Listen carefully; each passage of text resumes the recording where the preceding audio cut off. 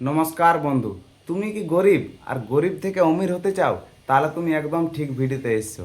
আজকের ভিডিওতে বলবো যে একজন গরিব মানুষ সারা জীবন গরিবই থাকে কেন, আর একজন বড় লোক সে আরও বড় লোক হতে যায়।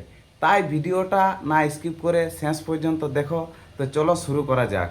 আমি এই কথাগুলো চারটে ভাগে বলছি। যেটা সব থেকে এক নম্বর আছে, সেটা হচ্ছে ডর আর ঝুঁকি লিবার অভাব।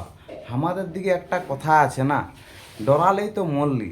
দেখ ভাই, গরিব মানুষ আমরা হাড় ভাঙা খাটুনি করে দু পয়সা কামাই। ওই কষ্টের টাকাটা পাছে লস্কান না হয়ে যায়, সেই ডরে আমরা নতুন কোনো রাস্তায় পা বাড়াতে চাই না। কিন্তু যারা বড় লোক হয়েছে তারা জানে ঝুঁকি বা রিস্ক না নিলে জীবনে বড় কিছু করা যাবে না।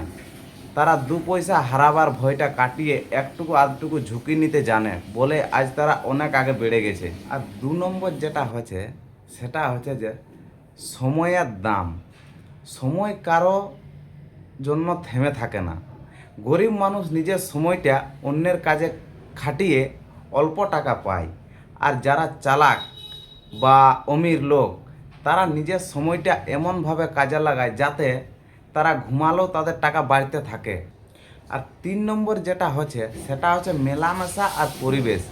তুমি কাদের সাথে মেলামেশা করছো সেটা খুব বড় কথা। তুমি যদি সারাদিন অলস আর নেগেটিভিটি লোকদের সাথে থাকো তবে তোমার চিন্তা তেমনই হবে। অমিররা সবসময় তাদের মতোই বড় কিছু করার স্বপ্ন দেখে লোকেদের সাথে থাকে যাতে নতুন নতুন নতুন বুদ্ধি পায়। আর চার নম্বর হচ্ছে, সেটা হচ্ছে শিক্ষার মানসিকতা।